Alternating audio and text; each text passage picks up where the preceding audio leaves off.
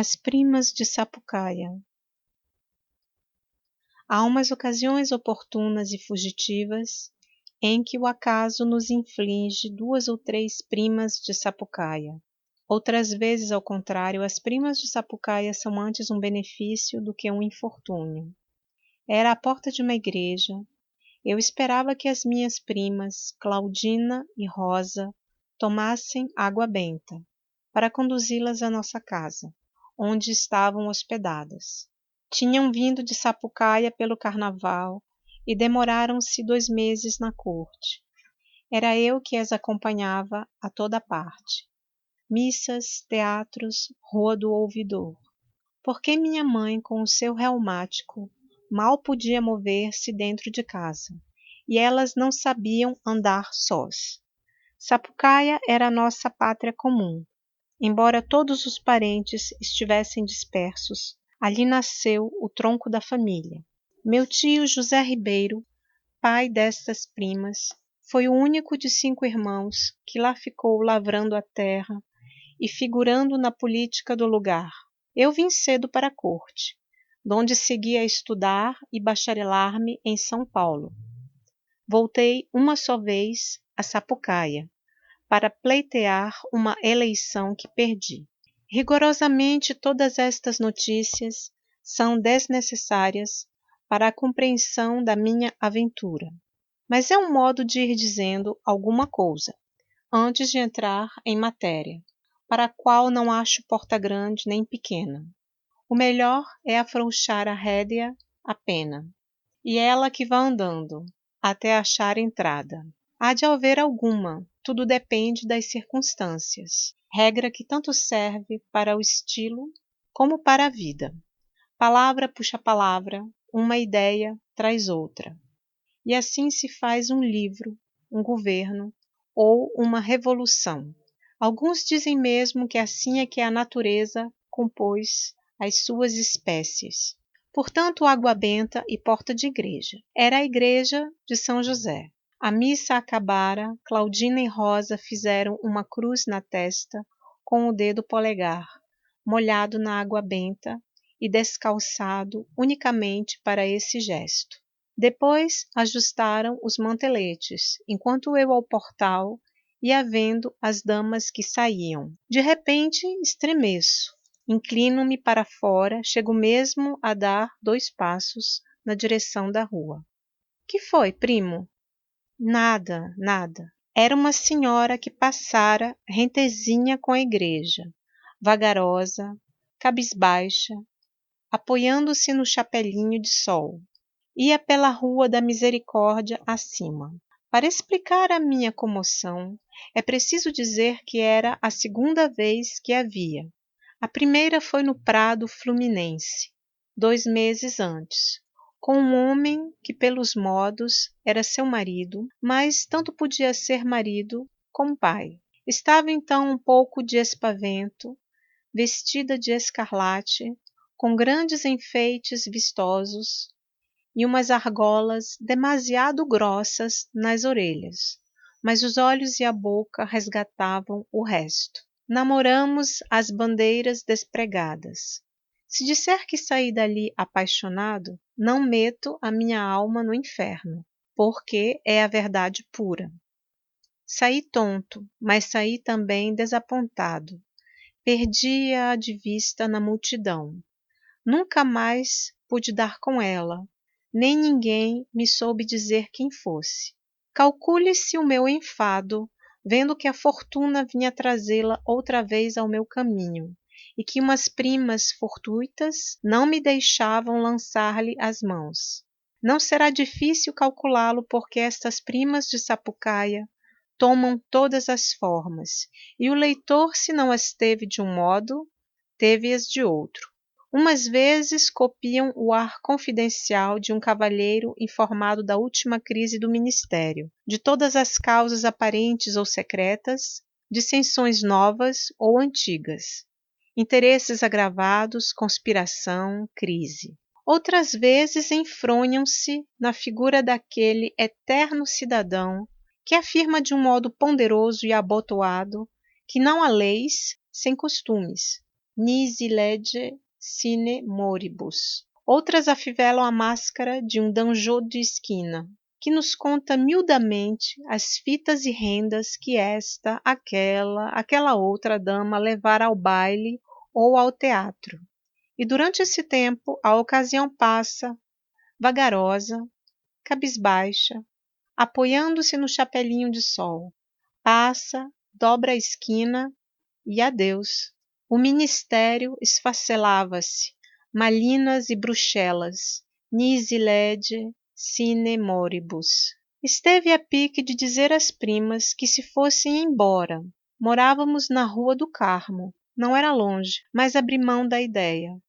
Já na rua pensei também em deixá-las na igreja, à minha espera, e ir ver se agarrava a ocasião pela calva.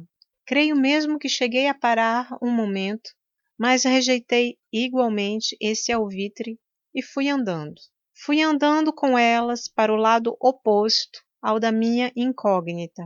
Olhei para trás repetidas vezes até perdê-la numa das curvas da rua, com os olhos no chão, como quem reflete, devaneia ou espera uma hora marcada. Não minto dizendo que esta última ideia trouxe-me a emoção do ciúme. Sou exclusivo e pessoal. Daria um triste amante de mulheres casadas. Não importa que entre mim e aquela dama existisse apenas uma contemplação fugitiva de algumas horas. Desde que a minha personalidade ia para ela, a partilha tornava-se-me insuportável. Sou também imaginoso. Engenhei logo uma aventura e um aventureiro. Dei-me ao prazer mórbido de afligir-me sem motivo nem necessidade. As primas iam adiante e falavam-me de quando em quando. Eu respondia mal, se respondia alguma coisa. Cordialmente execrava-as. Ao chegar à porta de casa, consultei o relógio, como se tivesse alguma coisa que fazer. Depois disse às primas que subissem e fossem almoçando. Corri à Rua da Misericórdia. Fui primeiro até a escola de medicina. Depois voltei e vim até a Câmara dos Deputados, então mais devagar, esperando vê-la ao chegar a cada curva da rua, mas nem sombra. Era insensato, não era? Todavia ainda subi outra vez a rua, porque adverti que, a pé e devagar, mal teria tempo de ir em meio da praia de Santa Luzia, se acaso não parara antes. E aí fui rua acima e praia fora, até o convento da Ajuda. Não encontrei nada, coisa nenhuma. Nem por isso perdi as esperanças. Arrepiei caminho e vim, a passo lento ou apressado, conforme se me afigurava que era possível apanhá-la adiante ou dar tempo a que saísse de alguma parte. Desde que a minha imaginação reproduziu a dama, todo eu sentia um abalo, como se realmente tivesse de vê-la daí a alguns minutos.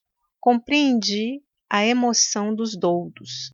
Entretanto, nada. Desci a rua sem achar o menor vestígio da minha incógnita. Felizes os cães, que pelo faro dão com os amigos. Quem sabe se não estaria ali bem perto, no interior de alguma casa? Talvez a própria casa dela? Lembrou-me indagar, mas de quem? E como? Um padeiro, encostado ao portal, espiava-me. Algumas mulheres faziam a mesma coisa, enfiando os olhos pelos postigos. Naturalmente desconfiavam do transeunte, do andar vagaroso ou apressado, do olhar inquisidor, do gesto inquieto. Deixei-me ir até a Câmara dos Deputados e parei uns 5 minutos sem saber que fizesse. Era perto de meio-dia. Esperei mais 10 minutos, depois mais 5, parado com a esperança de vê-la. Afinal desesperei e fui almoçar. Não almocei em casa, não queria ver os demônios das primas, que me impediram de seguir a dama incógnita. Fui a um hotel. Escolhi uma mesa no fim da sala e sentei-me de costas para as outras. Não queria ser visto nem conversado. Comecei a comer o que me deram. Pedi alguns jornais, mas confesso que não li nada seguidamente e apenas entendi 3/4 partes do que ia lendo. No meio de uma notícia ou de um artigo, escorregava-me o espírito e caía na Rua da Misericórdia, à porta da igreja, vendo passar a incógnita vagarosa, cabisbaixa, apoiando-se ao chapelinho de sol. A última vez que me aconteceu essa separação da outra e da besta, estava já no café e tinha diante de mim um discurso parlamentar. Achei-me ainda uma vez à porta da igreja. Imaginei então que as primas não estavam comigo e que eu seguia atrás da bela dama. Assim é que se consolam os preteridos da loteria. Assim é que se fartam as ambições malogradas. Não me peçam minúcias nem preliminares do encontro. Os sonhos desdenham as linhas finas e o acabado das paisagens. Contentam-se de 4 ou 5 brochadas grossas, mas representativas. Minha imaginação galgou as dificuldades da primeira fala e foi direita à Rua do Lavradio ou dos Inválidos, a própria casa de Adriana.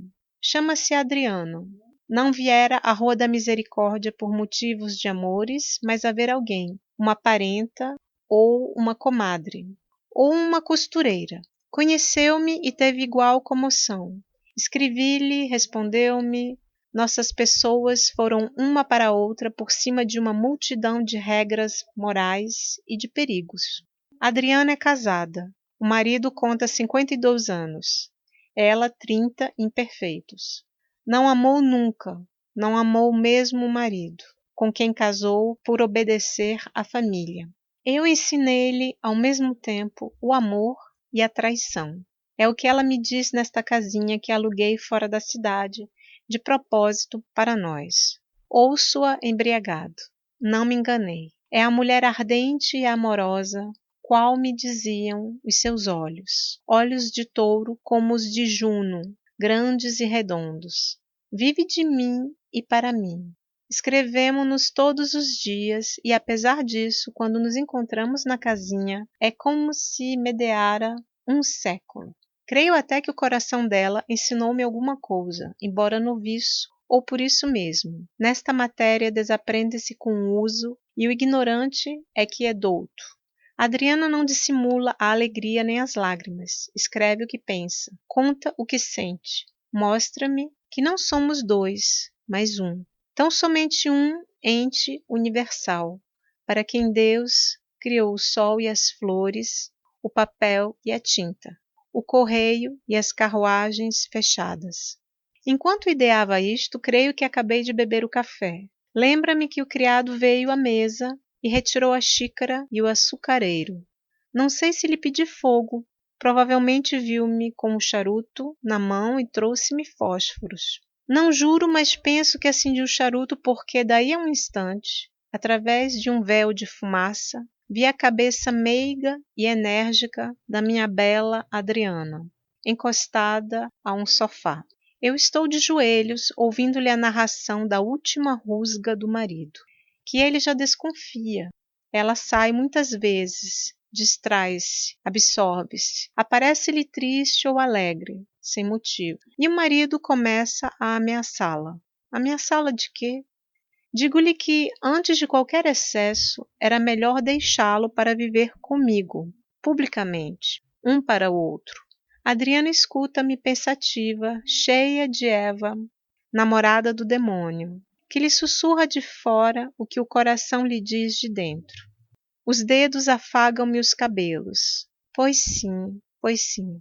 Veio no dia seguinte, consigo mesma, sem marido, sem sociedade, sem escrúpulos, tão somente consigo. E fomos dali viver juntos. Nem ostentação, nem resguardo. Supusemo-nos estrangeiros e realmente não éramos outra coisa. Falávamos uma língua que nunca ninguém antes falara nem ouvira. Os outros amores eram desde séculos verdadeiras contrafações. Nós dávamos a edição autêntica. Pela primeira vez imprimia-se o manuscrito divino, um grosso volume que nós dividíamos em tantos capítulos e parágrafos quantas eram as horas do dia ou os dias da semana. O estilo era tecido de sol e música. A linguagem compunha-se da fina flor dos outros vocabulários. Tudo que neles existia, meigo ou vibrante, foi extraído pelo autor para formar esse livro único, livro sem índice, porque era infinito, sem margens, para que o fastio não viesse escrever nelas as suas notas. Sem fita, porque já não tínhamos precisão de interromper a leitura e marcar a página. Uma voz chamou-me à realidade. Era um amigo que acordara tarde e vinha almoçar. Nem o sonho me deixava esta outra prima de Sapucaia. 5 minutos depois despedi-me e saí. Eram 2 horas passadas. Vexa-me dizer que ainda fui à Rua da Misericórdia, mas é preciso narrar tudo. Fui e não achei nada. Voltei nos dias seguintes sem outro lucro, além do tempo perdido. Resignei-me a abrir mão da aventura ou esperar a solução do acaso. As primas achavam-me aborrecido ou doente. Não lhes disse que não. Daí a 8 dias foram-se embora, sem me deixar saudades. Despedi-me delas como de uma febre maligna. A imagem da minha incógnita não me deixou durante muitas semanas. Na rua enganei-me várias vezes, descobria ao longe uma figura que era tal qual a outra. Picava os calcanhares até apanhá-la e desenganar-me. Comecei a achar-me ridículo, mas lá vinha uma hora ou um minuto, uma sombra ao longe e a preocupação revivia. Afinal vieram outros cuidados e não pensei mais nisso. No princípio do ano seguinte fui a Petrópolis. Fiz a viagem com um antigo companheiro de estudos, Oliveira, que foi promotor em Minas Gerais, mas abandonara ultimamente a carreira por ter recebido uma herança. Estava alegre como nos tempos da academia, mas de quando em quando calava-se, olhando para fora da barca ou da caleça, com a atonia de quem regala a alma de uma recordação, de uma esperança ou de um desejo. No alto da serra, perguntei-lhe para que hotel ia. Respondeu que ia para uma casa particular, mas não me disse aonde. E até desconversou. Cuidei que me visitaria no dia seguinte, mas nem me visitou. Nem o vi em parte alguma. Outro colega nosso ouvira dizer que ele tinha uma casa para os lados da Renania. Nenhuma destas circunstâncias voltaria à memória se não fosse a notícia que me deram dias depois. Oliveira tirara uma mulher ao marido e fora refugiar-se com ela em Petrópolis. Deram-me o nome do marido e o dela.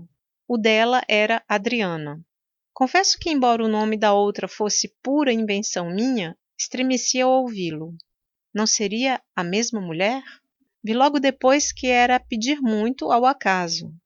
Já faz bastante esse pobre oficial das coisas humanas, consertando alguns fios dispersos. Exigir que os reate a todos e com os mesmos títulos é saltar da realidade na novela. Assim falou o meu bom senso. E nunca disse tão gravemente uma tolice, pois as 2 mulheres eram nada menos que a mesmíssima. Via 3 semanas depois indo visitar o Oliveira, que viera doente da corte. Subimos juntos na véspera.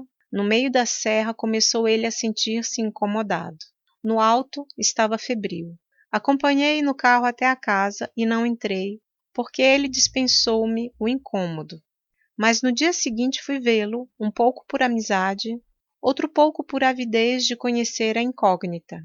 Via, era ela, era a minha, era a única Adriana. Oliveira sarou depressa e, apesar do meu zelo em visitá-lo, não me ofereceu a casa. Limitou-se a vir ver-me no hotel. Respeitei-lhe os motivos, mas eles mesmos é que faziam reviver a antiga preocupação. Considerei que, além das razões de decoro, havia da parte dele um sentimento de ciúme, filho de um sentimento de amor, e que um e outro podiam ser a prova de um complexo de qualidades finas e grandes naquela mulher. Isto bastava a transformar-me, mas a ideia de que a paixão dela não seria menor que a dele, quadro desse casal que fazia uma só alma e pessoa, excitou em mim todos os nervos da inveja. Baldei esforços para ver se metia o pé na casa. Cheguei a falar-lhe do boato que corria. Ele sorria e tratava de outra coisa. Acabou a estação de Petrópolis e ele ficou. Creio que desceu em julho ou agosto. No fim do ano, encontramo-nos casualmente. Achei-o um pouco taciturno e preocupado. Vi-o ainda outras vezes e não me pareceu diferente, a não ser que, além de taciturno, trazia na fisionomia uma longa prega de desgosto. Imaginei que eram efeitos da aventura e, como não estou aqui para empulhar ninguém, acrescento que tive uma sensação de prazer. Durou pouco, era o demônio que trago em mim, e costuma fazer desses esgares de saltimbanco. Mas castiguei-o depressa e pus no lugar dele o anjo, que também uso e que se compadeceu do pobre rapaz, qualquer que fosse o motivo da tristeza.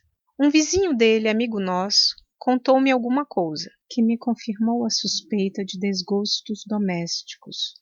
Mas foi ele mesmo quem me disse tudo, um dia, perguntando-lhe eu, estouvadamente, o que é que tinha que o mudara tanto. Que hei de ter? Imagina tu que comprei um bilhete de loteria e nem tive, ao menos, o gosto de não tirar nada. Tirei um escorpião. E como eu franzisse a testa, interrogativamente, ah, se soubesses metade só das coisas que me têm acontecido. Tens tempo? Vamos aqui no passeio público. Entramos no jardim e metemo-nos por uma das alamedas. Contou-me tudo. Gastou 2 horas em desfiar um rosário infinito de misérias. Vi através da narração 2 índoles incompatíveis, unidas pelo amor ou pelo pecado, fartas uma da outra, mas condenadas à convivência e ao ódio. Ele nem podia deixá-la, nem suportá-la. Nenhuma estima, nenhum respeito. Alegria rara e impura, uma vida gorada. Gorada, repetia ele, gesticulando afirmativamente com a cabeça. Não tem que ver, a minha vida gorou. Hás de lembrar-te dos nossos planos da academia, quando nos propunhamos, tu, a ministro do Império, eu, da Justiça. Podes guardar as 2 pastas, não serei nada, nada. O ovo que devia dar uma águia não chega a dar um frango. Gorou completamente. Há 1 ano e meio que ando nisso, e não acho saída nenhuma. Perdia a energia. 6 meses depois encontrei-o aflito e desvairado. Adriana deixara-o para ir estudar geometria com um estudante da antiga escola central. Tanto melhor, disse-lhe eu. Oliveira olhou para o chão envergonhado. Despediu-se e correu em procura dela. Achou-a daí a algumas semanas. Disseram as últimas um ao outro e no fim reconciliaram-se. Comecei então a visitá-los com a ideia de os separar um do outro. Ela estava ainda bonita e fascinante. As maneiras eram finas e meigas, mas evidentemente de empréstimo, acompanhadas de umas atitudes e gestos cujo intuito latente era atrair-me e arrastar-me. Tive medo e retraí-me. Não se mortificou. Deitou fora a capa de renda, restituiu-se ao natural. Vi então que era ferrenha, manhosa, injusta, muita vez grosseira. Em alguns lances, notei-lhe uma nota de perversidade. Oliveira, nos primeiros tempos, para fazer-me crer que mentira ou exagerara, suportava tudo rindo. Era a vergonha da própria fraqueza. Mas não pôde guardar a máscara. Ela arrancou-lhe um dia, sem piedade, denunciando as humilhações em que ele caía, quando eu não estava presente.